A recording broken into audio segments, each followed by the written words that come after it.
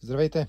В това видео ще видите ремонтен комплект за преден стъклоповдигач на Passat B5 и B5.5 и Шкода Суперб първо поколение, като знаете много добре, че това са два абсолютно еднакви автомобили, като разликата е само в емблемите. Това, което виждате, е ремонтния кит за предно ляво стъкло, който включва два водача, леви, еднакви. Важно е да не купите огледални, защото механизма няма да работи като хората. Макара и жилото. Другото, което трябва да знаете за тези автомобили е, че при ремонт се налага да се свали цялата ламарина тава, заедно с механизма. И още нещо, в 90% от случаите чупат само водачи.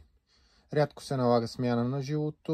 Масовия проблем е, че просто във времето пластмасата изсъхва и се чупи и стъклото пада вътре във вратата. Като за ремонта му са напълно достатъчни тези пластмаски, които като подмените и смажете добре, механизма ще кара още дълго време. За сега това е от нас. Може да ни намерите в София на булевард Президент Линкълн 120.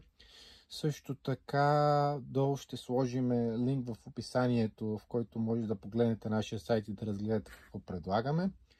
А ако имате нужда от ремонт на стъклоповдигача си, може да ни намерите на телефон 0898 711636, където да ви дадем конкретна оферта, цена и кога може да извършим услугата. Това е за сега от нас. Поздрави!